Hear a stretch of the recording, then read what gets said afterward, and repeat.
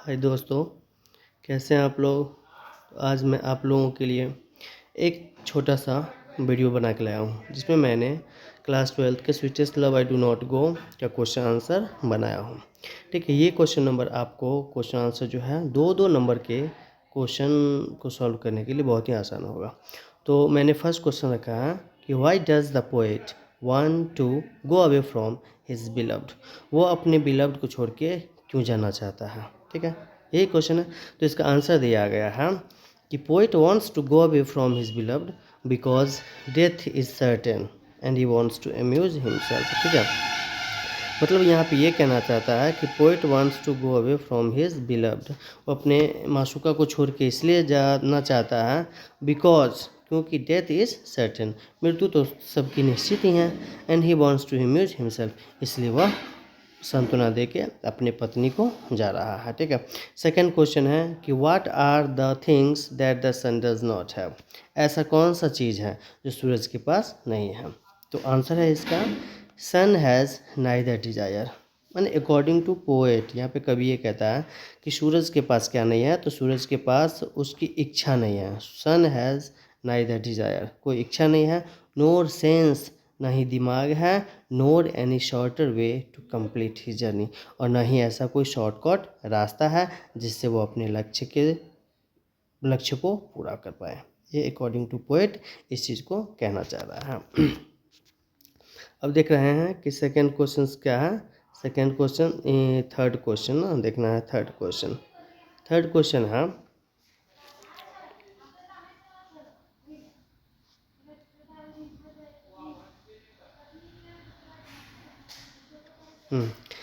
Third question है कि what will make the speaker journey speedier. ऐसा क्या है जो कवि के यात्रा को स्पीड पकड़ाएगा।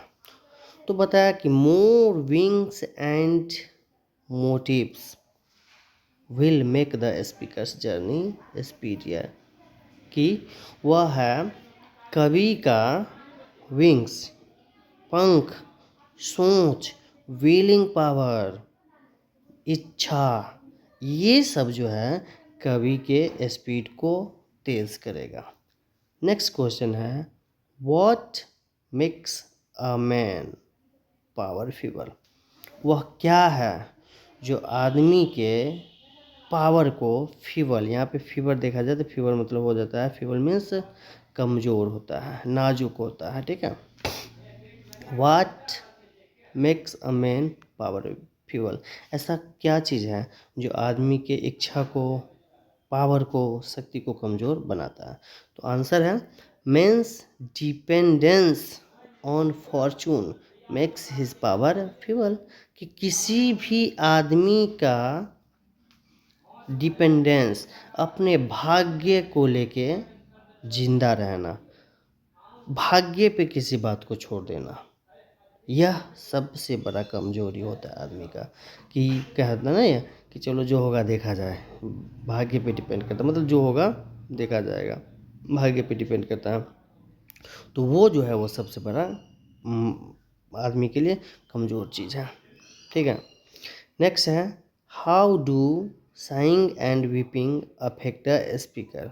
ठीक है, कि how do saying and weeping affect the speaker, रोना, दुख होना कैसे कवि को प्रभावित करता है। तो sighing and weeping takes the speaker soul away and his life blood decay, वह उसे यह सांत्वना देता है, वह इसे यह समझाता है कि अगर आप रोते हो, अगर आप उदास होते हो तो यह आपकी आत्मा को खराब करेगा, दुर्व्यवहार करेगा और बेकार करके छोड़ देगा। ये कहना चाहता है कवि।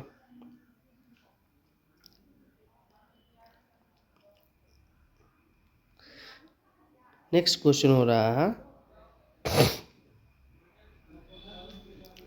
How does the beloved waste the speaker's life.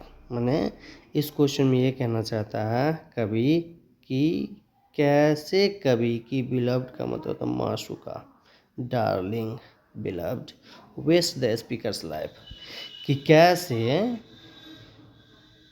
कवि की माशूका कवि के ज़िंदगी को बर्बाद कर देता है। ठीक है, तो उसका आंसर है the beloved wastes the speaker's life by taking the best hour of him. मतलब कह रहा है कि उसके जीवन को कैसे ख़राब कर देता है, कवि की माशूका जो है कवि के लाइफ को कैसे ख़राब कर देता है। तो यहाँ पे बताया गया है कि कवि की माशूका कवि के लाइफ को यानी स्पीकर्स के लाइफ को ख़राब कर देती है उसके सबसे इम्पोर्टेंट टाइम को लेके, उसके सबसे बड़े इम्पोर्टेंट टाइम को लेके उसके लाइफ को क्या कर देती है, ख़राब कर देती है। सेकेंड क्वेश्चन है कि इन what way will the lovers remain united? In what way will the lovers remain united? कैसे पति और पत्नी, कैसे कवि और कवित्री, कैसे स्पीकर और उनकी माशूका एक साथ रह सकते हैं। Lovers will remain United by keeping one another. यहाँ बताया कि लवर्स जो भी है वो तभी एक साथ रह सकते हैं जब वो एक दूसरे के प्यार में विश्वास करें, एक दूसरे के टच में रहें, एक दूसरे के साथ में रहें। तो इस तरह से मैंने sweetest love I do not go के 7 क्वेश्चंस को शॉर्ट आउट किया है और इस 7 क्वेश्चंस जो 2 मार्क्स का रहेगा वो आपके लिए बहुत ही इम्पोर्टेंट रहेगा। तो फिर से हम लोग मिलते हैं नेक्स्ट वीडियो में, तब तक के लिए धन्यवाद।